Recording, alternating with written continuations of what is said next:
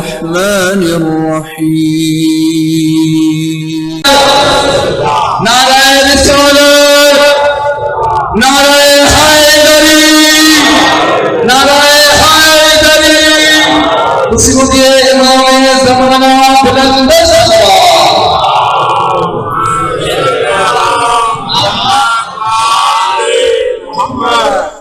فاتحة. بسم الله الرحمن الرحيم. الرحمن الرحيم مالك يوم الدين إياك نعبد وإياك نستعين اهدنا الصراط المستقيم صراط الذين أنعمت عليهم غير المغضوب عليهم ولا الضالين. صل على محمد وعلى آله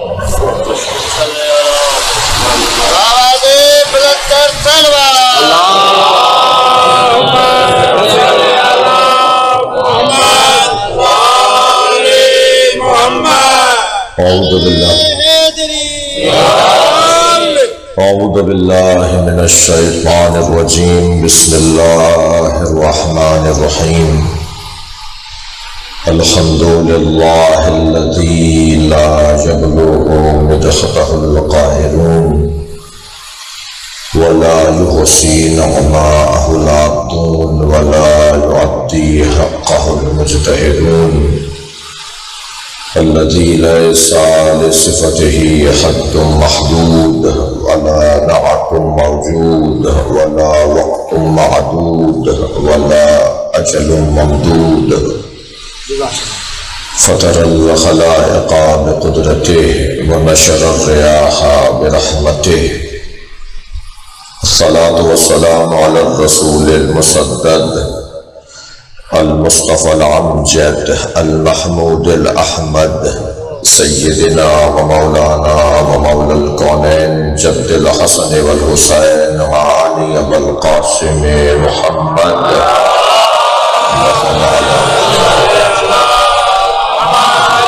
وآله الطيبين الطاهرين المعصومين ولعنة الله على أعدائهم أجمعين من يوم عداوتهم إلى قيام يوم الدين.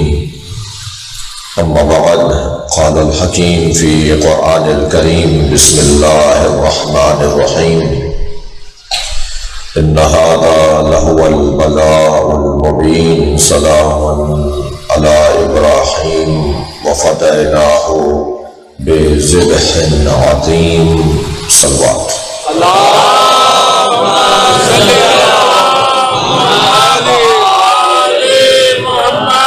گزارش کروں گا سید الشہداء کو واسطہ بناتے ہوئے شہدائے کربلا کو وسیلہ بناتے ہوئے بانی مجلس عزا سید حاجی موتی علی شاہ، سید عزت علی شاہ، سید غلام حیدر شاہ، سید ڈاکٹر منور علی شاہ اور سید جعفر علی شاہ، ان کی مغفرت کے لیے، اور جس نے بھی عزاداری سید الشہداء میں اپنا حصہ ڈالا اور آج ہمارے درمیان نہیں ہے، ان کے درجات کی بلندی کے لیے سید الشہداء کو وسیلہ بناتے ہوئے امام حسین کا واسطہ دیتے ہوئے آپ سب کی مرحومین اور ان مرحومین کی مغفرت کے لیے بلند تر صلوات کریں.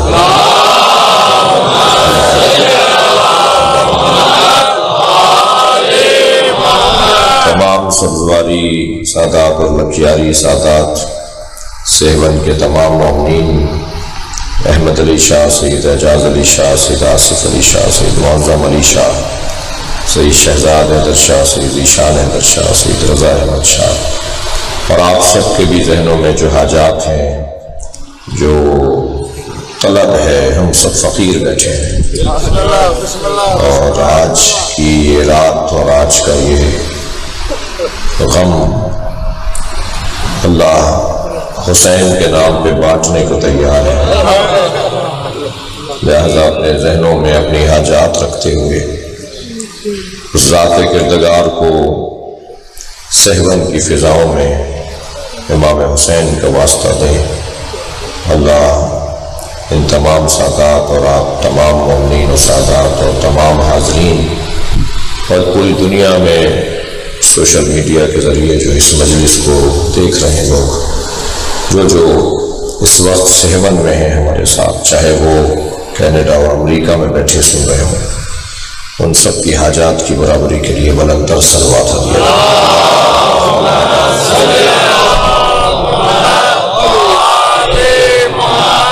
مجمع ماشاءاللہ بہت زیادہ ہے، تھوڑا تھوڑا سا اور اگر آگے آ سکتے ہیں تو آ جائیے، ایک صلوات پڑھتے ہوئے زحمت فرمائے۔ بیچ میں تھوڑی جگہ خالی ہے، جو احباب کھڑے ہیں انہیں بیٹھنے میں آسانی ہوگی۔ حاجات کی برابری کے لیے مکمل توانائی کے ساتھ صلوات ہدیہ کریں۔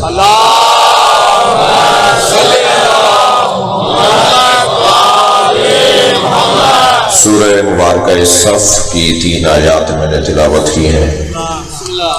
اتنی دور چل کر آیا ہوں آپ کی خدمت میں، تو کچھ دیر تو تاریخ میں گزرنے والی قربانیوں کو یاد کروں گا۔ اللہ ہر قربانی دینے والے کو، ہر اپنی ذات سے ہاتھ اٹھانے والے کو دوست رکھتا ہے۔ جو بھی اپنی ذات سے ہاتھ اٹھائے اسے اللہ ولی بنا دیتا ہے۔ بنیادی پیغام کربلا کا یہی ہے۔ یہ دنیا ختم ہو جائے گی، یہ دور تمہارا ختم ہو جائے گا، تمہیں مرنا ہے، تمہیں جانا ہے۔ آب حیات کسی نے بھی نہیں پی ہوئی۔ جو کائنات کے بننے کا سبب ہے ان کا بھی رحلت کا واقعہ سامنے آ گیا۔ میر انیس کہتے ہیں جب احمد مرسل نہ رہے کون رہے گا، تو جانا ہم سب کو ہے۔ تو بہتر یہ ہے کہ ایسے جائیں کہ ہم چلے بھی جائیں تو ہمارا ذکر انجمن مردان میں رہے، مردوں کی انجمن میں ہماری بات ہے۔ بزدلوں میں، کنجوسوں میں ذکر کوئی ذکر نہیں ہے۔ میں ایک جملہ کئی جگہ کہہ چکا ہوں یا تکرار کر رہا ہوں کہ 2 لوگوں کو تو علی کا نام لینا بھی نہیں چاہیے۔ 2 لوگوں کو علی علی نہیں پکارنا چاہیے، ایک بزدل کو، ایک کنجوس کو۔ کیا تعلق کنجوسوں کا علی کے ساتھ؟ کیا تعلق بزدلوں کا علی کے ساتھ؟ لہذا جتنا یہ نام ہمیں طاقت عطا کرتا ہے، مسئلہ سنی شیعہ کا بھی نہیں ہے۔ اور سندھ کی تو بڑی خوبی ہے۔ میں بھی رستے میں اپنے کچھ دوستوں کو جو سہمن پہلی دفعہ آئے ہیں اس معنی میں ان سے کہہ رہا تھا کہ سندھ کی خوبی ہے، یہاں کو ہر کالا کپڑا پہنے ہوئے شیعہ نہیں ہے، یہاں ہر کالا کپڑا پہننے والا شیعہ نہیں ہے مگر حسینی ہے۔ ویسے بھی یہ فرقے دیوبندی، بریلوی، سلفی، حنفی، مالکی، شافعی، یہ الجھنیں ہماری بنائی ہوئی ہیں۔ اللہ نے تو ہمیں ان فرقوں میں بانٹا ہی نہیں ہے۔ اللہ نے 2 ہی مسلک بنائے ہیں، ایک یزیدیت، ایک حسینیت۔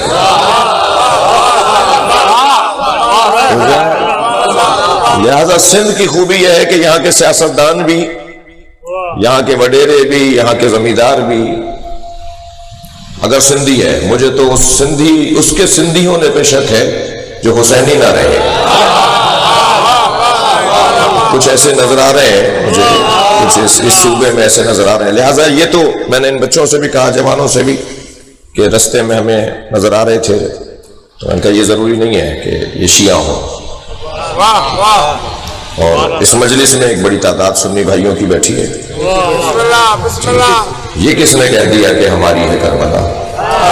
حق بات تم کہو تو تمہاری ہے کربلا۔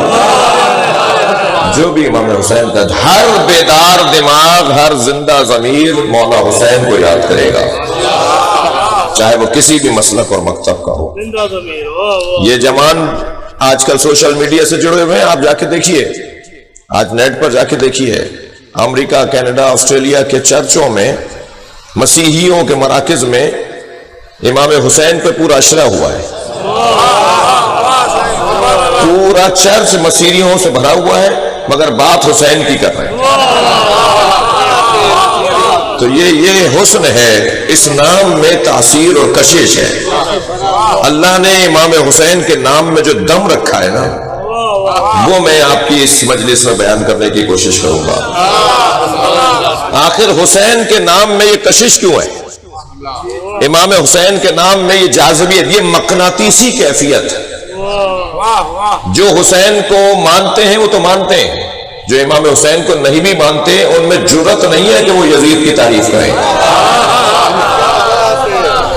اور اگر ایسا کبھی ہو جاتا ہے تو پھر ان کے ساتھ کوئی کچھ نہیں کرتا، وہ خود اپنے ساتھ زیادتی کرتے ہیں۔ سب سے زیادہ توجہ چاہوں گا، سب سے زیادہ تاریخ بشریت میں قربانی کس نے دی ہے؟ ہر نبی نے قربانی دی ہے، یہ طے ہے۔ میں نے کل مجلس اپنی عشرہ مکمل کیا، باب العلم کے عشرے کا عنوان تھا، بقیت اللہ ڈیفینس کے عشرے کا عنوان تھا معرفت امام زمانہ۔ تو کل کی مجلس ہم نے پڑھی رجعت کے موضوع پر، کہ اسی دنیا میں امام حسین دوبارہ زندہ ہوں گے، دوبارہ آئیں گے، قیامت سے پہلے امام حسین کا ظہور ہوگا اسی دنیا میں، اور پورے ورلڈ پر امام حسین کی 40 سال حکومت ہوگی۔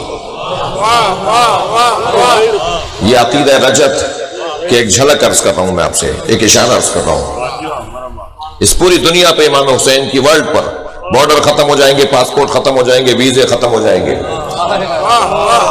پوری دنیا پر امام حسین کی حکومت ہوگی۔ اس کو کہتے ہیں عقیدہ رجعت۔ اس میں بڑی دلیلیں ہیں، قرآن کی آیات ہیں اور بہت کچھ ہے، مگر یہ وقت نہیں ہے اس مضمون کا۔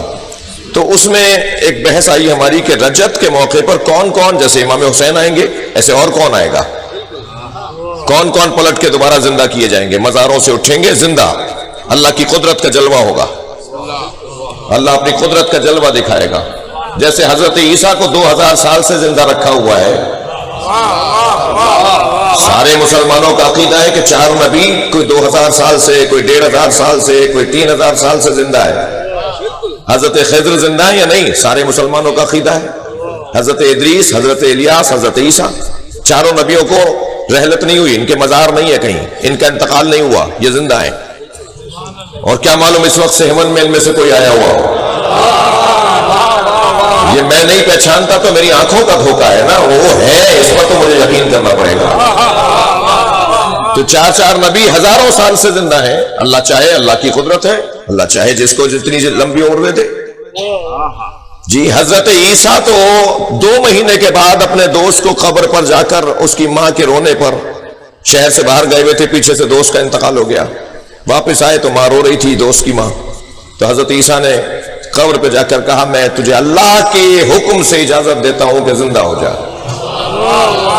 وہ دوست زندہ ہو گیا اور 10 سال تک بعد میں زندہ رہا، پھر وہ اپنی طبعی موت مرا۔ تو حضرت عیسیٰ تو مردے کو زندہ کر سکتے ہیں، اللہ حسین کو زندہ نہیں کر سکتا۔ یہ کوئی بات ہے؟ وہ حیات ظاہری کی بات کر رہا ہوں، ویسے تو ہمارا عقیدہ ہے کہ وہ قبر میں بھی زندہ ہے۔ ہم جب مزار پہ جاتے ہیں نا تو ہمارا سلام سنتے ہیں، ہمیں مزار میں سے جواب دیتے ہیں، یہ ایک علیحدہ علمی بحث ہے، لیکن نہیں، وہ ظاہری طور پر باقاعدہ باہر تشریف لائیں، ساری دنیا زیارت کرے۔ تو اس پہ بہت سارے دلائل ہیں، یہ وقت میں نے نہیں سوچا نہیں تھا کہ اس پہ بات کروں گا، لیکن رجعت پر کون کون سے لوگ آئیں گے دوبارہ؟ امام حسین کے علاوہ جب رجعت ہوگی تو کون کون سے لوگ دوبارہ آئیں گے؟ ان میں ایک لمبی لسٹ ہے جو ائمہ اہل بیت نے جن کے نام بتائے کہ یہ بھی دوبارہ زندہ ہوگا، یہ بھی دوبارہ زندہ ہوگا۔ ان میں ایک نام ہے حضرت اسماعیل ابن حزقیل نبی کی، یہ حضرت ان کی رجعت ہوگی، حضرت اسماعیل ابن حزقیل نبی کی رجعت ہوگی، دوبارہ اٹھیں گے۔ حضرت اسماعیل ابن حزقیل، 2 نبی ہیں جن کا نام اسماعیل ہے، ایک حضرت ابراہیم کے بیٹے جنہوں نے اپنے بابا کے ساتھ خانہ کعبہ بنایا، جن کے گلے پہ چھری حضرت ابراہیم نے رکھی، اور ایک حضرت اسماعیل ابن حزقیل۔ تھک تو نہیں رہے میری باتوں سے؟ بہت شکریہ۔ وہ اسماعیل ابن حزقیل کیوں دوبارہ سے اٹھائے جائیں گے؟ سب کی رجعت نہیں ہوگی، اللہ جنہیں چاہے گا اٹھائے گا۔ ظالموں میں بھی کچھ لوگوں کو اللہ اٹھائے گا اور مظلوموں میں بھی کچھ لوگوں کو اٹھائے گا، اور جب مظلوموں میں سے اٹھائے گا تو پھر حسین سے بڑا مظلوم کوئی نہیں ہے، اس لیے امام حسین سب سے پہلے ان کی رجعت ہوگی۔ تو وہ جو رجعت میں آنے والے لوگ ہیں ان میں ایک حضرت اسماعیل ابن حزقیل ہے۔ کیوں انہیں اٹھائے گا؟ معصوم سے پوچھا گیا، یوشع ابن نون، حضرت موسیٰ کے وصی کو اٹھایا جائے گا، حضرت ابو ذر دوبارہ زندہ ہوں گے، حضرت میسم دوبارہ زندہ ہوں گے، حضرت مقداد دوبارہ زندہ ہوں گے، حضرت سلمان دوبارہ زندہ ہوں گے، حضرت مالک اشتر دوبارہ زندہ ہوں گے، اور امام زمانہ جس گھوڑے پر بیٹھ کر آئیں گے وہ حسین کا ذوالجناح ہوگا. جی وہی گھوڑا ہوگا. تاریخ نے لکھا ہے کہ وہ ذوالجناح کربلا میں حسین کی شہادت کے بعد گم ہو گیا, کسی کو نہیں پتا کہاں گیا. بعض مقتل لکھنے والوں کا کہنا ہے کہ وہ فرات میں ڈوب گیا, خود کو تو فرات میں لے گیا اندر. بعض کا کہنا ہے وہ صحراؤں میں بیابانوں میں چلا گیا. روایات کا حصہ ہے کہ امام مہدی اس پر بیٹھ کر آئیں گے. جی اس کی زیارت ہوگی کیونکہ وہ نبی کی سواری ہے, نبی بھی بیٹھے ہیں اس کے اوپر. یہ ایک علیحدہ بحث. میں جو بات لے جانا چاہ رہا ہوں آپ کو, وہ حضرت مالک اشتر بھی, اب مولا حضرت مالک اشتر کے لیے ایک جملہ کہہ دیتا ہوں. حضرت مالک اشتر امام زمانہ کے لشکر کے سپہ سالاروں میں سے ہوں گے. کیا تقدیر پائی ہے, پہلے امام کے لشکر کا بھی سپہ سالار, آخری امام کے لشکر کا بھی سپہ سالار. وہ جو آئیں گے ان میں ایک حضرت اسماعیل. کیوں حضرت اسماعیل ابن حسکیل کو دوبارہ زندہ کیا جائے گا؟ اس لیے کہ ان کے امتیوں نے, ان کے زمانے کے لوگوں نے, امتی تو نہیں تھے, ان کا کلمہ نہیں پڑھتے تھے, مگر ان کے زمانے کے لوگوں نے جس زمانے میں انہیں نبی بنا کر بھیجا, 5 آدمی بھی مسلمان نہیں ہوئے ان کے کہنے پر. ساری زندگی انہوں نے تبلیغ کی, 5 آدمی بھی ہدایت انہوں نے نصیب نہیں ہوئی, توفیق نہیں ہوئی ان کی بات کو مانے. تو اس زمانے کے لوگوں نے زندگی میں ان کے ناخن کھینچے, پھر ان کے سر کے, داڑھی کے, بھووں کے اور پلکوں کے بال کھینچے زندگی میں, انہیں تکلیف دی ان کے زمانے کے کافروں نے. اور پھر ان کی کھال اتاری زندگی میں. جب کھال اتارنے لگے نا حضرت اسماعیل کی, اسماعیل ابن حسکیل کی, تو فرشتوں سے رہا نہیں گیا. اللہ کی بارگاہ میں کہا, یا اللہ تیرا نبی تڑپ رہا ہے. کبھی غور فرمایا کہ کربلا میں اتنا ظلم ہوا, قیامت کیوں نہیں آئی؟ ایسا ظلم کربلا میں ہوا. آج پورے عشرے میں آپ نے مصائب سنے ہیں, اور آج ابھی کچھ پڑھنے کی کوشش کروں گا. ایسا ظلم ہوا, قیامت کیوں نہیں آئی؟ زمین کیوں نہیں پھٹی؟ آسمان کیوں نہیں گرا؟ شہباز قلندر تو اشارہ کریں تو شہر لوٹ جائے. یہ کیوں نہیں ہوا؟ یہ اتنا بڑا ظلم ہوا, کیوں زمین نہیں پھٹی, آسمان کیوں نہیں گرا؟ اس کی وجہ بھی سنتا جائیں میرے بچے اور جوان. یہ اللہ نے کائنات بنائی ہے پنجتن کے صدقے میں, تو پنجتن کا 5واں تو حسین ہے نا, جن کی وجہ سے اللہ نے کائنات بنائی. جب حسین کا علی اکبر ایڑیاں رگڑ رہا تھا تو قیامت کیوں نہیں آئی؟ جب علی اصغر کو تیر لگ رہا تھا تو قیامت کیوں نہیں آئی؟ بتاؤں وجہ یہ کہ جب قیامت آنا شروع ہوتی تھی نا, سیاہ آندھی چلنا شروع ہوتی تھی, سرخ آندھی چلنا شروع ہوتی تھی, زمین ہلنے لگتی تھی, حسین سجدے میں سر رکھ کے کہتے, یا اللہ میں راضی ہوں.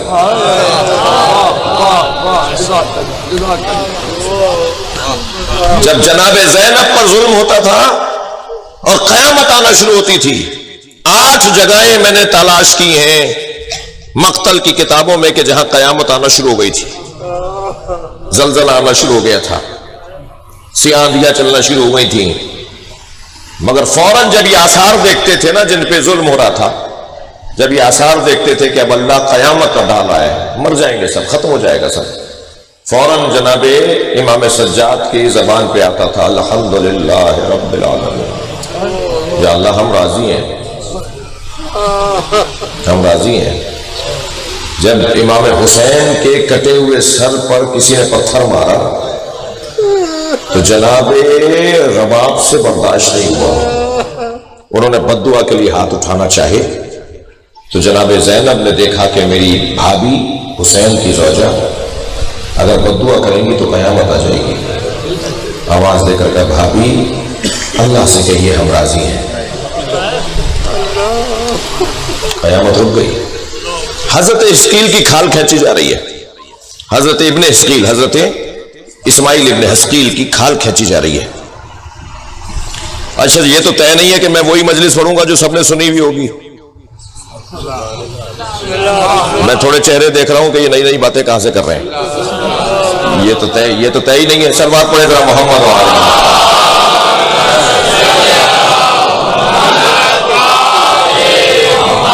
علماء کا کام ہے نا, محققین کا کام ہے نا کہ وہ بات کریں نا، کوئی بات تو لے کر آئے. یہ حق میرے سامنے کا ضرور ہے کہ مجھ سے پوچھے کہ کہاں سے پڑھ رہے ہو، کتاب کا حوالہ دو. لیکن کام کیا ہوا ہے، محنت کی بھی ہے. کوئی 1 مہینے محنت کی ہے. اللہ پرویز سمو کو اور ہمارے ان دوستوں کو جو ہمارے اچھے معاونین میں سے ہیں انہیں صحت و سلامتی عطا فرمائے. توجہ چاہوں گا، جب کھال اتاری جانے لگی حضرت اسماعیل ابن حسقیل کی، کھال کھینچ رہے تھے زندگی میں، تو فرشتوں نے کہا یا اللہ تیرا نبی اذیت میں ہے، تڑپ رہا ہے. کہا جا کے خود پوچھ لو. بہت دیر لگائی اس جملے کو سنانے میں نے. جا کے خود پوچھ لو کہ میرا نبی کیا چاہتا ہے. فرشتے سامنے آ کے کھڑے ہو گئے. اے اللہ کے نبی، قیامت ڈھا دیں، زمین پھاڑ دیں، آسمان گرا دیں، انہیں برباد کر دیں. کہا نہیں، میں ابھی اور برداشت کروں گا. جب ان کے بدن کے آخری حصہ کھال کا اتارا جا رہا تھا، خون نکلنا شروع ہو گیا تھا، تڑپ رہے تھے، تو اس وقت پھر فرشتے نے پوچھا اے اسماعیل ابن حسقیل کیا چاہتے ہو؟ کہ بس ایک آرزو ہے، مجھے حسین کے ساتھ کربلا میں شہید ہونے والوں کا شکر.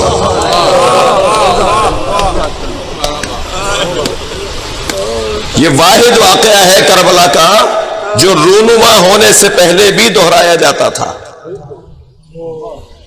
حضرت آدم کو کربلا دکھائی ہے اللہ نے. سنی شیعہ کتابوں میں لکھا ہوا ہے، کوئی ایسی بات نہیں کروں گا جو سنی بھائیوں کی کتابوں سے نہ دکھاؤں.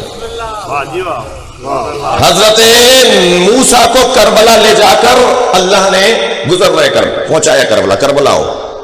حضرت موسیٰ نے کہا یا اللہ کربلا کیا ہے؟ مل کربلا کیا ہے؟ کہ ایک زمین ہے، میں تمہیں وہاں سے گزارنا چاہتا ہوں. جب حضرت موسیٰ وہاں سے گزرنے لگے، ان کے گھوڑے کا گھٹنا مڑ گیا، گر گیا. وہ گرے تو ان کی پیشانی جا کے پتھر پہ لگی، خون نکلنے لگا. کہنے یا اللہ کیا ماجرا ہے؟ کہا یہ کربلا ہے. یا اللہ کربلا کیا مطلب ہے؟ کہ میرے آخری نبی محمد کے نواسے کو یہاں مارا جائے گا، میں تمہارا خون اس کے خون کے ساتھ ملا رہا ہوں. حضرت ابراہیم کو وہاں سے گزارا اللہ نے. کوئی نبی ایسا نہیں ہے جسے اللہ نے کربلا سے نہ گزارا ہو. داستان ہی کچھ اور ہے. یہ پاگل نہیں ہے لوگ جو حسین بول رہے ہیں، یہ دیوانے نہیں ہیں. ان کے پیچھے ایک تاریخ ہے، ایک ہسٹری ہے، اللہ کا ارادہ ہے. آج آپ کا میرا دور ہے، ہم سے پہلے بہت گزر گئے، ہمارے بعد بہت آئیں گے. نہ ہماری وجہ سے ذکر حسین ہے، ہم ذکر حسین سے ہیں، ہم سے ذکر حسین نہیں ہے. یہ میرے آصف شاہ صاحب اور ان کے بھائی، ان کے کزنس اگر مجلس سے اعزاز کر رہے ہیں تو ان کی عزت میں اضافہ ہو رہا ہے، اس لیے کہ حسین کا نام لے رہے ہیں. حسین کے ذکر میں ہماری کوئی احسان نہیں ہے. میرا، آپ کا، ہم سب کا، اپنی بات کر رہا ہوں. ہمارا امام حسین کے ذکر، ہمارے اوپر اس کا ذکر، اس ذکر کا احسان ہے. اس لیے کہ یہ ذکر تو نبیوں سے کروایا اللہ نے. یہ ذکر اللہ نے اوصیاء الہی سے کروایا ہے. بڑی قربانیاں دی ہیں لوگوں نے. ان قربانی دینے والوں میں، دقت میرے ساتھ ہے، ان قربانی دینے والوں میں ایک سب سے بڑا نام، یہ تو ایک نبی کا نام میں نے لیا ہے. حضرت ایوب کے ساتھ کیا ہوا ہے؟ جب حضرت ایوب کی زوجہ، گھر میں فاقے، بچے مر گئے، سارا گھر تباہ ہو گیا.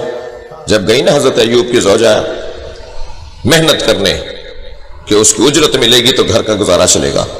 حضرت ایوب بیمار ہیں، تکلیف میں ہیں، تو جس کے ہاں کام کر رہی تھی اس نے کہا کہ تم یوسف کی پوتی ہو. حضرت یوسف کی نسل سے تھی حضرت ایوب کی زوجہ. کہا یوسف کے بال سنہرے تھے، اپنے بال دکھاؤ گی؟ وہیں بیٹھ گئی. اٹھ کر آئی اور کہا کہ ایوب اب مجھ سے صبر نہیں ہوتا. ایک نبی کی زوجہ کے ساتھ یہ کہہ دیا جائے. یہ وہ آخری حد تھی جب حضرت ایوب نے کہا تھا یا اللہ اب مجھے موت دے دے، اس لیے کہ اب میری ناموس پر حرف آ رہا ہے. اور کیا کتنا مشکل وقت تھا. اور آگے جائیے، ان قربانی دینے والوں میں حضرت ابراہیم بڑا نام. قرآن پکار کے کہہ رہا ہے ان ھذا لہو البلاء المبین، ہم نے ابراہیم پر بڑی مشکل گھڑی ڈالی. کسی نبی پر اتنی مشکل گھڑی نہیں ہم نے ڈالی جتنی ابراہیم پہ ڈالی. دوسرے نبیوں کے بدنوں کو تکلیف پہنچائی گئی، ابراہیم کی روح اور اعصاب کا امتحان ہوا۔ ایک جنگ ہوتی ہے گرم جنگ جو اسلحے سے لڑی جاتی ہے، ایک جنگ ہوتی ہے سرد جنگ جو اعصاب سے لڑی جاتی ہے۔ اللہ نے اکثر نبیوں سے اسلحے کی جنگوں کا سامنا کروایا، جیسے میں نے آپ کو مثالیں دیں، اور 50 مثالیں ہیں، لیکن حضرت ابراہیم سے اللہ نے اعصابی جنگ کا سامنا کروایا۔ کتنا حوصلہ ہے تم میں، کتنی برداشت ہے تم میں۔ اور حضرت ابراہیم نے جو امتحان دیے، اپنا مال دے دیا اللہ کی راہ میں، بکریاں چرانے نکلے ہیں صحرا میں، جبریل نے کہا یا اللہ تیرا ابراہیم تیری خاطر کتنی قربانی، مال کی کتنی قربانی دے سکتا ہے؟ کہ جا کے خود پوچھ لو، خود پرکھ لو، خود جا کے آزماؤ میرے ابراہیم کو۔ برابر سے گزرے یہ پڑھتے ہوئے، ذکر الہی کہتے ہوئے جبریل برابر سے گزرے، سبوح قدوس ربنا ورب الملائکۃ والروح۔ حضرت ابراہیم کے کان کھڑے ہو گئے کہ یہ تو میرے اللہ کا ذکر کر رہا ہے۔ مڑ کر دیکھا، کہنے لگے بھائی اتنا اچھا ذکر، اتنی اچھی تسبیح، یہ تو میرے اللہ کی بات کر رہے ہو، ایک دفعہ اور سناؤ۔ جبریل تھے، کہنے لگے اس کے بدلے میں دو گے کیا؟ حضرت ابراہیم نے فرمایا میں اپنے جانور دے دوں گا، ایک دفعہ اور سناؤ۔ مال سارا دے دیا حضرت ابراہیم نے، تو جبریل نے بڑھ کر کہا کہ میں جبریل ہوں، مجھے آپ کے مال کا امتحان لینا تھا، آپ کا مال مجھے نہیں چاہیے تھا، آپ اللہ کی خاطر مال دینے کے لیے تیار ہیں، امتحان میں کامیاب ہو گئے۔ یہ حضرت ابراہیم کے مال کا امتحان۔ اس سے زیادہ کیا ہوتا ہے آپ کے اور میرے پاس؟ مال سے زیادہ کیا چیز ہے اپنی جان؟ ہم فلاں ہاسپٹل میں، فلاں بڑے ہاسپٹل میں، فلاں امریکہ کینیڈا جا کر اپنا علاج کروا لیں، مال سارا بیچ دو، زندگی ہوگی تو مال کا کیا فائدہ ہوگا؟ ہم اپنی زندگی خاطر اپنا مال خرچ کر دیتے ہیں، ایسا ہی ہے۔ حضرت ابراہیم نے اپنی جان بھی دے دی اللہ کی خاطر، آگ میں جلنے کو تیار ہو گئے، پھینکا جا رہا ہے ابراہیم کو آگ میں، انتہائی اطمینان کے ساتھ تسبیح پڑھتے ہوئے آگ میں جا رہے ہیں، کوئی ابراہیم کو گھبراہٹ نہیں ہے۔ یہی جبریل آ کر کھڑے ہو گئے سامنے، حل لک حاجت یا ابراہیم، اے ابراہیم سامنے آگ میں پھینک دیا، تم ابھی فضا میں اڑتے ہوئے جا رہے ہو، کوئی حاجت ہے؟ پہچانتے تھے کون ہے؟ جبریل ہے۔ کہا اما الیک فلا، ہاں ہے مگر تم سے نہیں ہے۔ تو جبریل نے کہا پھر کس سے ہے؟ کوئی حاجت ہے تو کس سے ہے؟ پھر مجھ سے نہیں ہے تو کس سے ہے؟ کہا اسی سے ہے جس نے تمہیں آنے کی اجازت دی ہے۔ کہا پھر بتا دو، میں جا کر اللہ سے کہوں تمہاری حاجت یہ ہے؟ سنیں گے کیا کہا پھر حضرت ابراہیم نے؟ حضرت ابراہیم نے فرمایا علمہ بحالی یغنی عن سوالی، وہ میرے حالات کو دیکھ رہا ہے، اب میری کوئی حاجت ہی نہیں ہے۔ سب سے بڑی حاجت تو یہی ہے نا، مولا توجہ کر لے، سب سے بڑی دعا یہی ہوتی ہے مولا میری طرف توجہ کر لیں۔ پیسہ دولت تو دے دیں گے تو پھر چلا جائے گا، توجہ ہے جو اصل دولت ہے۔ کہ مجھے کچھ نہیں چاہیے، میرا اللہ مجھے دیکھ رہا ہے، بس یہی میری حاجت ہے۔ اور جیسے ہی اپنے جان کے دینے کے لیے تیاری کا اعلان کیا، زبان سے سن لیا، اللہ نے کہا یا نارو کونی بردن و سلاما، اے آگ ابراہیم پہ ٹھنڈی پڑ جائے، اس لیے کہ اس نے اپنی جان ہمیں دے دی ہے۔ اور آگ میں بیٹھے ہوئے تھے، 100 درجہ مائنس میں اگر سردی ہو تو آگ ہوتی ہے مگر جلاتی نہیں ہے، تو اللہ نے کہا کونی بردن، اتنی ٹھنڈی ہو جائے کہ آگ بھی رہے اور جلائے بھی نہیں۔ اور آگ میں ابراہیم بیٹھے ہیں اور آگ اثر نہیں کر رہی۔ یہ جان کا امتحان۔ اب جان سے زیادہ کیا ہے انسان کے پاس؟ اولاد۔ کہ میں مر جاؤں میرا بچہ بچ جائے، میں چلا جاؤں میری اولاد زندہ رہ جائے۔ اب یہ تیسرا سب سے بڑا امتحان حضرت ابراہیم کا۔ ابراہیم اپنے بچے کے گلے پہ چھری چلاؤ، آ کر کہا اسماعیل میں نے خواب دیکھا ہے کہ میں چھری چلا رہا ہوں تمہارے گلے پر، حکم الہی ہے کہ میں تمہیں ذبح کر دوں۔ کہا بابا آپ وہی کیجئے جو آپ کو اللہ نے حکم دیا ہے۔ لے کے چلے اپنے اسماعیل کو منا کے سرزمین پر، جہاں آپ حاجی حضرات جا کر حج کرتے ہیں، قربانی کرتے ہیں، وہاں حضرت ابراہیم نے اپنے بچے کے پیروں کو باندھا، ہاتھوں کو باندھا، کہ اگر ہاتھ پیر کھلے ہوئے چھری چلے گی تو یہ پیر چلائے گا، یہ ہاتھ چلائے گا، میرا دل نرم پڑ جائے گا، اس کی محبت میرے دل میں آ جائے گی، اللہ کی محبت کم ہو جائے گی۔ حضرت ابراہیم نے اسماعیل کے ہاتھ پیر باندھ دیے، پھر سوچا کہ آنکھوں سے کیسے دیکھوں گا، تو آنکھوں پہ پٹی باندھ کر چھری چلائی، چھری پوری چلی، کٹتا ہوا محسوس کیا گلا، خون نکلتا ہوا محسوس کیا حضرت ابراہیم نے کہ خون نکل رہا ہے، نرخرے سے آواز آ رہی ہے جب ذبح ہوتا ہے کوئی، تو جب آواز آنا بند ہو گئی، خون بہنا محسوس کر لیا، تو پٹی کھول کر دیکھا تو دمبا ذبح ہو گیا تھا، حضرت اسماعیل کھڑے ہوئے تھے، کہا یا اللہ کیا میری قربانی قبول نہیں ہوئی؟ میں نے تو ذبح کیا تھا اسماعیل کو، یہ کیا ہو گیا؟ کہا ابراہیم ہم تمہارا دل دیکھنا چاہتے تھے، تم اسماعیل کو ذبح کرنے کے لیے تیار ہو گئے، ہم نے تمہاری قربانی قبول کر لی۔ اب میں اتنے بڑے مجمع سے ایک سوال کر رہا ہوں، اللہ نے حضرت ابراہیم کی قربانی کو بلائے مبین کہا ہے، ان ھذا لہو سورہ صف ہے، سورہ صف پڑھی ہے میں نے، ان ھذا لہو البلاء المبین، یہ ابراہیم کی آزمائش سب سے بڑی آزمائش تھی۔ اور پھر اللہ نے کہا سلام علی ابراہیم، ابراہیم پر سلام ہو۔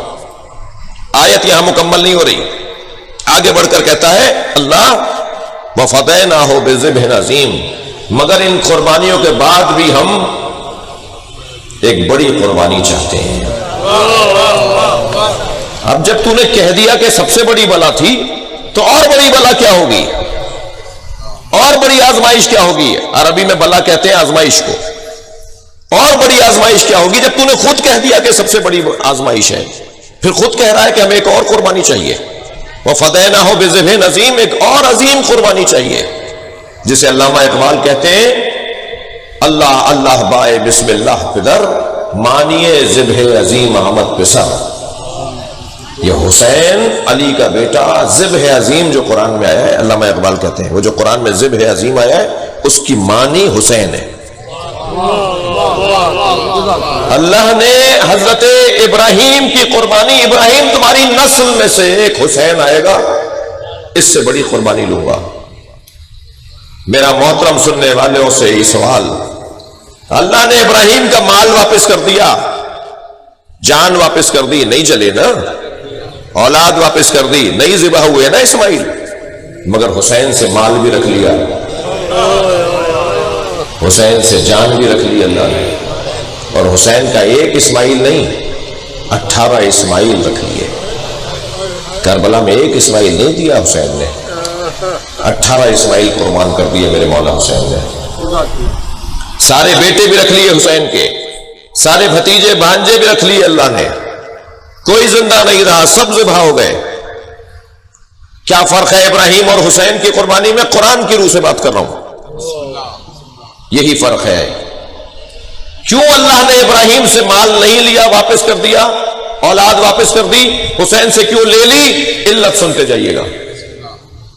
آپ کا پوتا، آپ کا نواسا، آپ کا چھوٹا بچہ جس کے لیے آپ ٹافی خرید کے لاتے ہیں، بیٹا ٹافی لایا ہوں تمہارے لیے، وہ ریپر کھول کر کھانے لگے، اور جب وہ منہ پر لے جانے لگے اپنی ٹافی تو آپ کہیں ہمیں دے دو۔ بچہ اول تو ٹافی دے گا نہیں، لیکن اگر سمجھدار اور سخی بچہ ہے، سمجھدار بچہ ہے تو ٹافی دے دے گا، اور اگر وہ دے بھی دے گا اور آپ اس کی ٹافی لے کے کھا لیں تو سب مذمت کریں گے کہ بچے کی ٹافی کھا گئے، جبکہ آپ کتنا ہی کہتے رہے کہ ہم ہی تو لائے تھے، جب لائے تھے دی تھی تو واپس کیوں لے لی؟ مگر یہی بچہ جب 35 سال کا ہوگا، 7ویں گریڈ 21ویں گریڈ کا افسر ہوگا، اس کی مثلا 2 لاکھ روپے تنخواہ ہوگی، یا آپ کے لیے روزانہ جوڑے لے کر آئے گا، روزانہ آپ کے لیے گفٹ لے کر آئے گا، آپ کو اچھی سی گاڑی بھی خرید کے دے گا، آپ کے لیے دوائیاں بھی لے کر آئے گا، آپ کے کمرے میں فلاں چیزیں بھی لگوا دے گا۔ 35 سال پہلے آپ نے اس بچے کو ٹافی دے کر نہیں لی، 35 سال کے بعد جو دے رہا ہے لے رہے ہیں آپ۔ کیا فرق ہوا اس بچے میں؟ یہ وہی پوتا ہے آپ کا جو 35 سال پہلے تھا، آپ نے اس کے بچپنے میں اس سے ٹافی تک نہیں لی، اور اس کے 35 سال کی عمر میں سب کچھ لے رہے ہیں۔ بس عزیزو یہی فرق ہے ابراہیم اور حسین میں۔ ابراہیم بندگی کا بچپنا ہے، حسین بندگی کی جوانی ہے۔ اللہ نے جوان بندے سے سب کچھ لے لیا، اب کچھ نہیں ہے حسین کے پاس۔ شام غریبہ ہے، لٹ گیا زہرا کا گھر،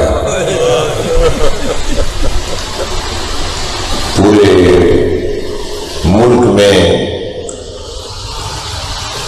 اندھیرا ہے جہاں مجلسیں ہو رہی ہیں، میرے ایک جوان مجھ سے پوچھنے لگا کہ شام غریبہ کی مجلس میں اندھیرا کیوں ہو جاتا ہے؟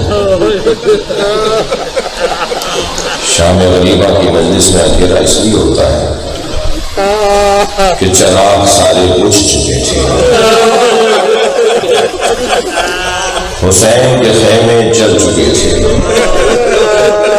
کوئی نہیں تھا جو روشنی لا کر دکھاتا۔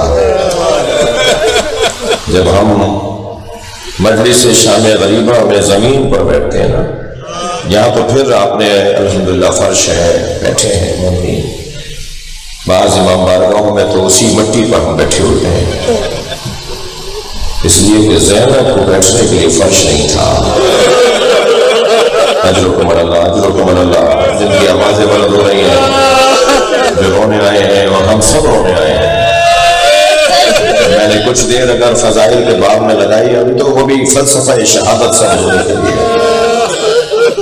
چلیے اپنے ذہنوں کو ذرا کچھ دیر کے لیے کربلا لے چلیے۔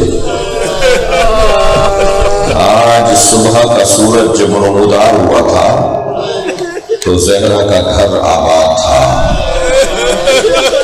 علی اکبر اذان کہہ رہے تھے، فجر کی اذان علی اکبر نے کہی، روزانہ تو کوئی اور اذان کہتا تھا، آج کی اذان فجر مولا حسین نے علی اکبر سے کہلوائی، اور یہ سبب تھا کہ آواز جب گونجے گی نا تو علی اکبر کا لہجہ تو نبی کا لہجہ ہے، تاکہ یزیدی لشکر میں جو اصحاب ہیں، نبی کے صحابی ہیں، جنہوں نے نبی کا لہجہ سنا ہوا ہے، انہیں یاد آ جائے کہ نبی کا لہجہ کہاں ہے۔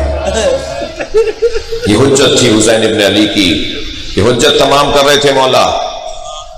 صبح عاشور کا سورج نمودار ہوا، کربلا کا دن شروع ہوا، عاشور کا دن شروع ہوا، میرے مولا کے اصحاب نے قربانیاں دینا شروع کی۔ زہیر قین جیسا صحابی، سعید ابن عبداللہ جیسا صحابی، حسین مولا جب نماز پڑھ رہے تھے، جماعت پڑھ رہے تھے، تو سعید ابن عبداللہ اور زہیر قین سامنے آ کے کھڑے ہو گئے، تیر آ رہے تھے، یہ بازوؤں کو لے رہے تھے، یہ ڈھال سے روک رہے تھے، یہ تلوار سے روک رہے تھے۔ سعید کو بہت تیر لگے، حضرت زہیر کو تو اس میں ایک تیر لگا جو انہوں نے اس کی ڈنڈی توڑ کر بعد میں تیر نکال لیا، لیکن سعید کو بہت تیر لگے، اور اتنے تیر لگے کہ سعید بہت پہلے گر جاتے، مگر بار بار دیکھ رہے تھے ابھی حسین کی نماز پوری نہیں ہوئی ہے، میں گر گیا تو کہیں میرے گرنے سے حسین کو تیر نہ لگ جائے۔ تو جناب سعید رکے رہے جب تک کہ حسین کی نماز مکمل ہو۔ یہاں امام حسین کی نماز مکمل ہوئی، وہاں سعید زمین پہ گرے، امام نے آگے بڑھ کر سعید کا سر اپنی آغوش میں لے لیا، تو سعید نے سر ہٹا دیا، پھر امام نے گود میں لیا تو انہوں نے آہستہ آہستہ ہٹا دیا۔ امام نے پوچھا سعید تم اپنا سر ہماری آغوش سے کیوں ہٹاتے ہو؟ تو کہنے لگے مولا یہ شہزادوں کی جگہ ہے، مولا یہ سکینہ کی جگہ ہے، مولا یہ علی اصغر کے لیٹنے کی جگہ ہے، کہاں مجھ غلام کا سر اور کہاں حسین کا زانو۔ امام نے فرمایا سعید ہم چاہتے ہیں تمہارا سر ہمارے زانوں پر رہے۔ کچھ دیر کے بعد سعید مسکرائے، تیر لگے ہوئے، خون نکل رہا ہے، روح پرواز کرنے والی ہے، مگر سعید کے چہرے پہ مسکراہٹ۔ امام نے فرمایا سعید مسکرا کیوں رہے ہو؟ صحابی امام حسین شہید کربلا کا ذکر کر رہا ہوں۔ سعید نے کہا مولا میرے سرحال رسول اللہ آ گئے ہیں اور مجھے جنت میں جانے کی بشارت دے رہے ہیں، میں اپنی تقدیر پر مسکرا رہا ہوں کہ اللہ نے مجھے کتنا بڑا مقام دیا ہے۔ کچھ دیر کے بعد پھر سعید مسکرائے تو امام نے پوچھا اب کیوں مسکرائے ہو؟ کہا مولا میرے سرحانے علی آ گئے، مجھے جنت کی بشارت دے رہے ہیں۔ سنیں گے عزیزانو؟ پھر سعید رونے لگے، آنکھوں سے آنسو نکلنے لگے۔ کہا سعید رو رہے ہو، کیا بات ہے؟ تکلیف ہے؟ تیروں کی تکلیف ہے؟ زخموں میں تکلیف ہے؟ کہا نہیں مولا میرے سرحانے فاطمہ آ گئی ہے، اتنی قریب ہے حسین کی ماں۔ اسی اثنا میں سعید نے کہا حبیب کہاں ہے؟ حضرت حبیب ابن مظاہر کچھ فاصلے پہ کھڑے ہوئے تھے، کچھ دور تھے۔ امام نے آواز دے کر کہا حبیب تمہیں سعید بلا رہے ہیں۔ جلدی سے حبیب دوڑے ہوئے آئے، قریب آ کر بیٹھ گئے تو حضرت سعید نے کہا کانپتی بھی آواز، شہادت قریب ہے، بدن میں رمق باقی نہیں ہے، کانپتی بھی آواز میں کہا کہ حبیب اپنا کان میرے منہ کے قریب لاؤ۔ تو حبیب جھک گئے، دونوں گھٹنے ٹیک کر اپنا کان حبیب نے سعید ابن عبداللہ کے منہ کے قریب لے گئے۔ تو کہنے لگے حبیب حسین کو چھوڑ کے نہیں جانا،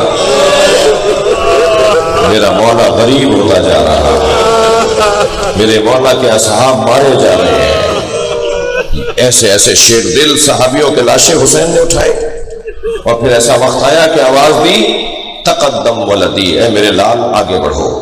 عزادارو، حسین نے لاشیں تو بہت اٹھائی مگر 4 لاشوں پہ خود حسین بہت روئے۔ سنیں گے 4 لاشوں کے نام۔ ایک لاشا جس پہ حسین بہت روئے وہ حضرت قاسم کا لاشا، لائے اپنے بچے کا پامال لاشا، گھوڑے دوڑ چکے ہیں بدن کے اوپر، لا کر گنج شہیدہ میں رکھا، آواز دی اس کی ماں کہاں ہے؟ جناب ام فروا نظر نہیں آ رہی، جناب زینب ان کے خیمے میں گئی تو بی بی نظر نہیں آئی، تو کسی بی بی نے بتایا جب قاسم کی شہادت کی خبر آئی تھی ام فروا خیمے کی پشت پر گئی تھی، ہم نے وہاں جاتے ہوئے دیکھا تھا۔ بی بی زینب نے جا کے دیکھا تو کیا دیکھا؟ پیشانی سجدے میں ہے اور اللہ کا شکر ادا کر رہی ہے، شکر شکر یا اللہ تیرا شکر ہے تو نے میری قربانی کر دی۔ آواز دی بھابھی آپ کو حسین بلا رہے ہیں، قاسم کا لاشا لے کر آئے ہیں۔ آ کر دیکھا اپنے بچے کا لاشا، غور سے پامال لاشا دیکھنے کے بعد کہنے لگی اے بھائی حسین مجھے قاسم کا کرتا دے دیجیے، جس چولے میں میرا بچہ، جس کرتے میں میرا بچہ مارا گیا۔ امام حسین نے عزاداروں نہیں کہا کہ بھابھی وہ کرتا تو تار تار ہو گیا، چاک چاک ہو گیا، گھوڑوں کی ٹاپوں سے وہ کرتا تو ختم ہو گیا، وہ پھٹ گیا جگہ جگہ سے، مگر ایک ماں مانگ رہی تھی مجھے کرتا چاہیے بچے کا۔ امام حسین نے کچھ ہی دیر بعد قاسم کا وہ خون بھرا کرتا جس میں حضرت قاسم شہید ہوئے، وہ کرتا جناب ام فرما کو دے دیا۔ بی بی اسے اپنے خیمے میں لے گئی۔ عصر عاشور خیمے لوٹے، تبرکات چھینے گئے، یہ قافلہ کوفے گیا، شام گیا، شام میں اسیر رہا، اسیری سے رہائی کے موقع پہ تبرکات واپس آئے، ہر ایک بی بی نے اپنی اپنی گٹھری اٹھائی ہوئی ہے، ام فرما نے بھی سینے سے گٹھری لگائی ہوئی۔ یہ قافلہ کربلا سے مدینہ پہنچا، جیسے ہی مدینہ پہنچی نا کہنے لگی میرا اونٹ جنت البقیع لے جاؤ۔ جب جنت البقیع پہنچی نا قبر امام حسن کے برابر بیٹھ گئی، گٹھری کھولی، خون بھرا کرتا نکالا، امام حسن کی قبر پر پھیلا دیا، اے میرے والد تمہارے بچے کی نشانی لے کر آئی۔ اجر و کمل اللہ، اجر و کمل اللہ۔ جو رونے آئے ہیں اپنی آوازوں کو آزاد کریں گے۔ شام غریبہ کی مجلس میں بھی اور واقعات کربلا دہرا رہا ہوں۔ یہ ایک لاشا ہے جس پہ حسین بہت روئے۔ دوسرا لاشا سنیں گے جس پر امام کی آنکھوں سے آنسو رکتے نہیں تھے، وہ لاشا عباس کا لاشا ہے۔ اللہ آپ کو مولا عباس کی اصلی قبر تک لے جائے۔ مولا عباس کی اصلی قبر اور جناب سکینہ کی قبر چھوٹی ہے، جس کا قد اتنا دراز تھا کہ مولا جب گھوڑے پر بیٹھتے تھے تو گھٹنے کانوں تک آتے تھے، گھوڑے کے گردن تک آ جاتے تھے، اس انداز سے گھوڑے پر بیٹھتے تھے۔ جس کا قد اتنا لمبا تھا اس کی میت چھوٹی کیوں ہے، اس کی قبر چھوٹی کیوں ہے؟ بتاؤں عزیزو، جب مولا حسین چھوڑ کر آئے نا اپنے بھائی کا لاشا تو یزیدی سپاہیوں میں یہ بات گشت کرنے لگی کہ عباس ابھی زندہ ہے، تو 100 تلوار بردار لوگ آگے بڑھے اور اتنی تلواریں ماری کہ جب امام سجاد نے لاشا اٹھایا نا تو لاشا ڈھلک جاتا تھا۔ چٹائی میں لاشا اٹھایا مولا عباس کا اور ایک گٹھڑی کی طرح بنا کر عباس کو دفنا دیا۔ یہ دوسرا لاشا ہے جس سے حسین بہت روئے۔ تیسرا لاشا علی اکبر کا لاشا۔ اجر و کمل اللہ، اجر و کمل اللہ۔ رو تو سب رہے ہیں لیکن بلند آواز سے رونے کا ثواب اور ہے۔ امام جعفر صادق علیہ السلام انہیں دعا دیتے ہیں جو بلند آواز سے گریہ کر رہے ہیں۔ اجر و کمل اللہ، اجر و کمل اللہ۔ اپنی آوازوں کو آزاد کیجئے، آپ کی آواز قلندر تک پہنچی جائے گی۔ ان کی نگری میں آپ امام حسین کا پرسہ دے رہے ہیں۔ یہ تیسرا لاشا ہے، وہ ہے علی اکبر کا لاشا۔ لاشے پر کیسے پہنچے حسین مجھے بیان کرنا نہیں آئے گا، میں صرف اتنا جملہ کہوں گا، 6 مرتبہ زمین پر گرے ہیں۔ اجر و کمل اللہ، اجر و کمل اللہ۔ آوازیں بلند ہو رہی ہیں، 6 مرتبہ حسین زمین پر گرے اور آواز دیتے تھے علی اکبر مجھے کچھ نظر نہیں آ رہا، مجھے آواز دو میرے لال، مجھے آواز دو، مجھے کچھ نظر نہیں آ رہا۔ تو پیروں کے قریب سے آواز آئی بابا میں تو آپ کے قریب ہوں. وہیں حسین بیٹھ گئے, بچے کے سر کو گود میں لیا, غور سے دیکھا تو سینے میں برچی لگی ہوئی ہے. اللہ کسی جوان کی یہ کیفیت, اولاد کی جوان کی کیفیت یہ باپ کو نہ دکھائے.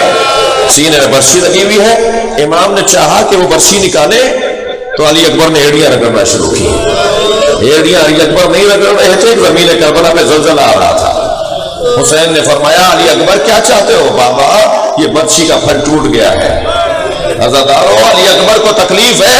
امام نے گھٹنا زمین پر ٹیکا اور علی اکبر کی برچی کے تھن میں اپنے دونوں انگلیوں سے گرفت لی اور ایک مرتبہ اسے ہلانا چاہا تو علی اکبر نے ایڑیاں رگڑی. علی اکبر نے ہاتھ چلانا شروع کیے تو آسمان کو دیکھ کر کہا نانا آئیے اور اپنے ساتھ اسماعیل کو بھی لے کر آئیے, اپنے ساتھ ابراہیم کو بھی لے کر آئیے, میں اپنا اسماعیل ذبح کر رہا ہوں. یہ کہہ کر برچی کا پھل نکالا, ایک مرتبہ خون کا فوارہ جاری ہوا. حسین نے سینے پر سینہ رکھ دیا, حسین نے لبوں پر لب رکھ دیا علی اکبر کے. عزادارو آپ کی آوازیں بلند ہیں, میں ایک منظر اور آپ کو بتانا چاہتا ہوں. جب حضرت حر کے بیٹے کا لاشا حر اٹھا رہا تھا نا تو امام نے بڑھ کر کہا حر جوان بیٹے کی میت باپ نہیں اٹھاتا. میں رونے والوں سے جب مل کر سوال کرتا ہوں مولا حسین کی خدمت میں, مولا بڑا مظلومیت کا منظر ہے. علی اکبر کا لاشا جب اٹھا رہے تھے تو کوئی تھا جو حسین سے یہ کہتا کہ جوان کی میت باپ نہیں اٹھاتا؟ سنیں گے عزادارو, میت حسین اٹھانا چاہ رہے کہ برابر میں سے ایک سلام کی آواز آئی. حسین نے مڑ کر دیکھا تو بی بی زینب کھڑی ہے. فرمایا بھائی یہ لاشا زینب اٹھائے گی. اجرکم اللہ, اجرکم اللہ. یہ واحد لاشا ہے جو جناب زینب نے اٹھایا ہے اور اپنے بھتیجے کا لاشا لا کر بھائی کے ساتھ ساتھ چل کر آئی, گنج شہیدہ میں رکھ دیا. بہت رولی ہے عزادارو. چوتھا لاشا بتاؤں جس پہ حسین بہت روئے, وہ لاشا چھوٹا بہت تھا. ماشاءاللہ ماشاءاللہ آپ کی آوازیں, اللہ آپ کو اجر عطا فرمائے. وہ لاشا چھوٹا بہت تھا مگر حسین سے اٹھتا نہیں تھا. کبھی آگے جاتے تھے انا للہ, کبھی الٹے پیر واپس آتے تھے رضن بقضائہ و تسلیما لامرہ. عزادارو کربلا کی گرمی بڑی شدید تھی اور دھوپ میں تپش بہت زیادہ تھی. امام نے لاشے پر اپنی عبا کا دامن ڈالا ہوا تھا تاکہ لاشے پر دھوپ نہ آئے. آگے جاتے تھے سوچتے تھے ماں دیکھے گی تو مر جائے گی. پیچھے آتے تھے سوچتے تھے ماں نے پوچھ لیا میرا بچہ کہاں رہ گیا, تو حسین کیا جواب دیں گے؟ جب حضرت علی اصغر کے مصائب سنا اور پڑھا کرے نا تو ایک سلام جناب رباب کو بھی کیا ہے. بڑی شیر دل بی بی ہے. امام نے سلام کیا ہے. امام نے کہا ہے مجھے وہ گھر اچھے لگتے ہیں جہاں رباب اور سکینہ نامی عورتیں ہوتی ہیں. خدا کے لیے اپنی بچیوں کے نام رباب رکھیں, سکینہ رکھیں. حسین کی زوجہ نے حسین پر کیا کچھ قربان نہیں کیا. سکینہ زندان شام میں چھوڑ آئی اور کربلا میں علی اصغر کو حسین کے حوالے کر دیا. مجلس میں صاحبان اولاد بیٹھے ہوئے ہیں.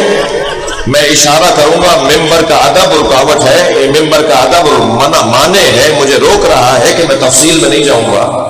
مگر اولاد والے لوگ بیٹھے ہیں نا, جن گھروں میں دودھ پیتے بچے ہیں وہ ذرا اپنے ذہن کو لے جائیں جہاں میں لے جانا چاہ رہا ہوں. شام غریبہ میں اشارہ کروں گا, سمجھیں گے آپ. شام غریبہ میں پانی کہاں سے آیا مجھے نہیں پتا, کھانا کہاں سے آیا مجھے نہیں پتا, لیکن جب جناب زینب نے سارے بچوں کو پانی پلا دیا اور بیویوں کو بھی پانی پلایا اور کھانا کھلایا. امام سجاد نے کہا کہ کھانا کھلائیں, پانی پلائیں تاکہ زندگی کی امید بڑھے. بدن میں پانی اور کھانے کی کمی ہے. یہ 3 دن سے حسین کے ساتھ امتحان دے رہے ہیں. جب سب بیویوں نے کھانا کھا لیا, پانی پی لیا, اشارہ کروں گا, سمجھنا آپ کا کام ہے. آدھی رات, یہی شام غریبہ والی رات, یہی رات جو آپ گزار رہے ہیں, آدھی رات گزری, شام میں پانی پیا ہے, شام غریبہ کے بعد پانی پیا ہے, بیویوں نے کھانا کھایا ہے. آدھی رات گزری, جناب رباب جناب زینب کے برابر میں آ کے بیٹھی اور کہنے لگی مجھے علی اصغر یاد آ رہا ہے, میرا بچہ بھوکا مار دیا. اجرکم اللہ, اجرکم اللہ, اجرکم اللہ.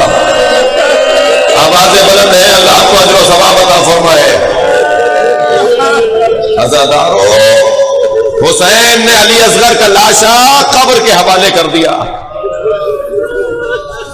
میرے ایک دوست جو ہندوستان کے رہنے والے ہیں مجھ سے کہہ رہے تھے کہ ان کے شہر بنارس میں، انڈیا کا ایک بڑا مشہور شہر بنارس، ان کے اس شہر میں عاشور کے دن، آج کے دن تعزیہ نکلتا ہے امام بارگاہ سے اور کربلا میں جا کے ختم ہوتا ہے.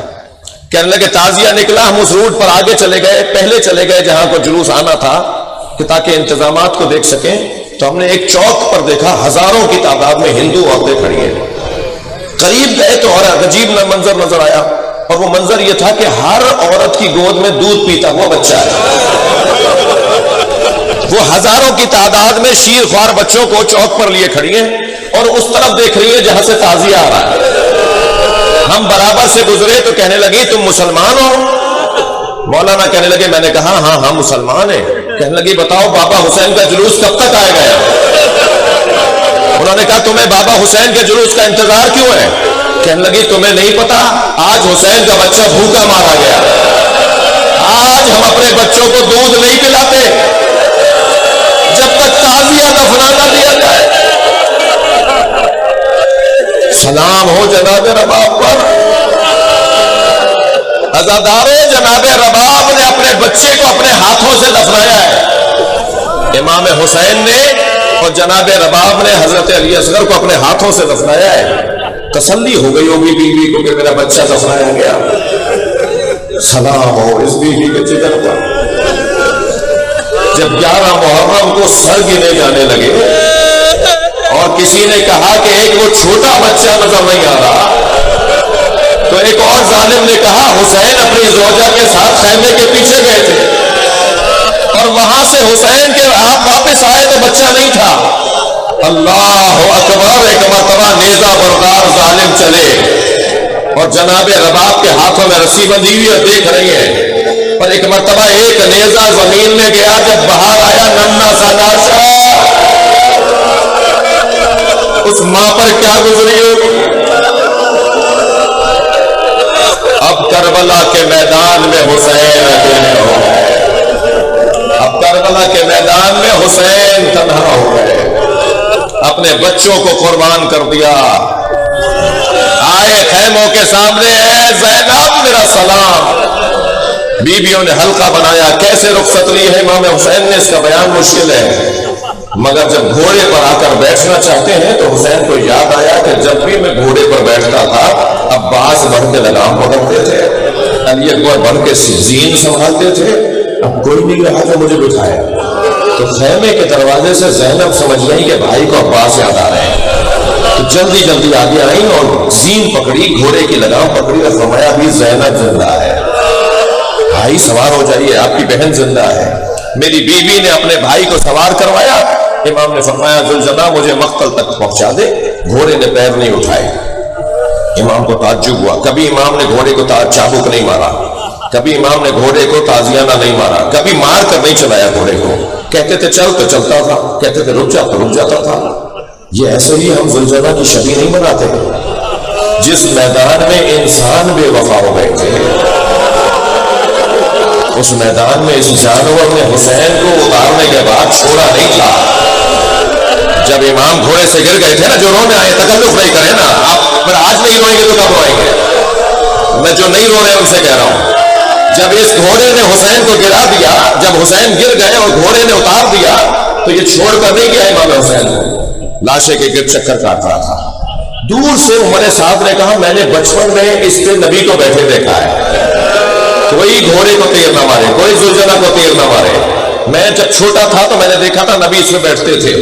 اسے پکڑ کے لاؤ، میں تبرک کے طور پہ رکھوں گا. میں رونے والوں کے ذریعے سے ایک جملہ کہہ دوں، اے عمر صاحب تجھے نبی کی سواری یاد ہے، مگر نبی کے دوش پر بیٹھنے والا سوار یاد نہیں ہے. تم نے اسے مار دیا، اسے مار رہا ہے. سپاہی آگے بڑھے ذوالجلالہ کو پکڑنے کے لیے. اس نے 80 سپاہیوں کو زخمی کیا، لیکن جب آواز دی چھوڑ دو، دیکھو کرتا کیا ہے، یہ قابو میں نہیں آ رہا تھا. تو جب سپاہی پیچھے ہٹے نا تو اس نے دائیں بائیں دیکھنا شروع کیا، تو اسے اندازہ ہوا یہ حسین سے دور ہو گیا ہے. سنیں گے یہ وہاں دوڑا جہاں حسین کو اتارا تھا، مگر اسے آنے میں دیر ہو چکی تھی. حسین کا گلا کاٹا جا چکا. یہ جب پہنچا ہے امام کے لاشے پر تو امام کی رگوں سے خون نکل رہا ہے. اس نے اپنی پیشانی خون سے رنگین کی، زمین کربلا پہ ایسے پیر مار رہا تھا جیسے ماتم کا مار، اور ماتم کرتا ہوا دوڑا ہے خیمہ گاہ کی طرف۔ عزاداروں، آپ نے بہت سنا ہے کہ بیٹیوں کو باپ سے محبت ہوتی ہے، آپ کے گھروں میں بھی بیٹیاں ہیں، اللہ بیٹیوں کا مقدر اچھا کرے۔ آپ نے بہت سنا ہے، میں نے مقتل کربلا میں عجیب منظر دیکھا ہے، زلجنا ڈھونڈ رہا تھا سکینہ کہاں ہے، اسی خیمے پہ جا کر اس نے پیر مارے ہیں جہاں سکینہ تھی۔ میری بیوی سکینہ نے جب بابا کے گھوڑے کے پیروں کی آواز سنی، سمجھتی تھی میرے بابا کا گھوڑا ہے، فوراً دوڑتی ہوئی باہر آئی، لیکن جیسے ہی آگے دیکھا تو گھوڑا خالی کھڑا تھا، حسین گھوڑے پہ بیٹھے ہوئے نہیں تھے۔ اللہ اکبر! قربان ہو جائے سمجھداریاں سکینہ پر، عقل قربان ہو جائے جناب سکینہ پر۔ انتہائی وقار کے ساتھ پیر سے پیر اٹھائے، قدم چلتی ہوئی آئی، گھوڑے کی گردن میں ہاتھ ڈالا، گھوڑا گردن جھکا کے کھڑا ہو گیا، گھوڑے کی گردن میں ہاتھ ڈال کر کہا مجھے اتنا بتا دے یا جواد ابھی، اے میرے بابا کے پیارے گھوڑے، بہت پیار تھا تجھ سے، میرے بابا کو پیار بہت تھا، تجھے کبھی مارتے نہیں تھے، ہمیشہ تو نے میرے بابا کی خدمت کی ہے، یا جواد ابھی، اے میرے بابا کے گھوڑے مجھے اتنا بتا، حل سقیا ابھی ام خطرہ شانہ، مجھے اتنا بتا دے پانی پلا کے مارا یا میرے بابا کو پیاسا مار دیا؟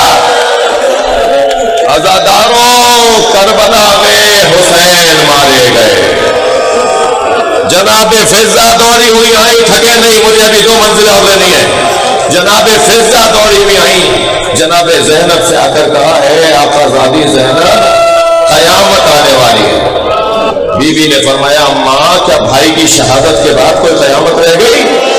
کہاں زینب گھوڑوں کی نال بندیاں کی جا رہی ہیں۔ کہا اماں اس کا کیا مطلب ہے؟ کہا اعلان ہوا ہے کہ حسین کے بدن پہ گھوڑے دوڑائے ہیں۔ اللہ اکبر! اب بہن کھڑی دیکھ رہی ہے 10 تازہ سمیں لگے ہوئے گھوڑے، جن کے بدن بڑے تھے، جن کے سم بڑے تھے، جو طاقتور گھوڑے تھے، تازہ سم لگا کر، تازہ لوہوں کی نالیں لگا کر 10 گھوڑوں کو تیار کیا گیا۔ 10 نانجیبوں نے، 10 لعنتیوں نے اپنے گھوڑے دیے کہ ہم ان پر بیٹھ کر حسین جیسے دوڑیں گے۔ وہ گھوڑے تیار کر کے کھڑے کیے گئے، بہن دیکھ رہی ہے بھائی کا لاشا، گھوڑے دوڑنا شروع ہوئے، لاشوں کے قریب آ کے روک دیے گئے۔ پوچھا اماں یہ کیا ہو رہا ہے، کیا ہوا ہے؟ کہا اس لشکر یزیدی میں 2 لوگ آگے آئے ہیں، اور انہوں نے کہا ہے ہم نے حبیب کا نمک کھایا ہے، ہم حبیب کے بدن پر گھوڑے دوڑتے ہوئے دیکھ نہیں سکتے۔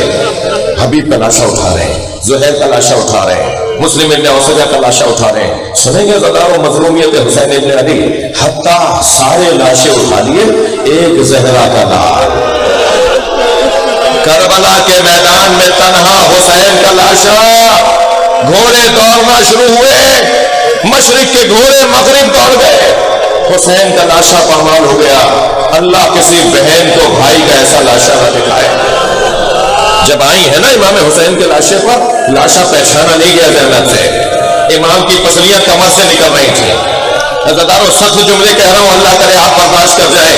لاشے کے گھر چکر کاٹنے لگی، امام سجاد نے پوچھا تو کہنے لگی زین العابدین سالم جگہ ڈھونڈ رہی ہوں جہاں بوسہ دے سکے، مگر حسین کے بدن پر سالم جگہ نظر نہیں آئی تو کٹی ہوئی گردن کا بوسہ دیا، اور پھر بیٹھ گئی اپنے بھائی کے بدن کے برابر میں۔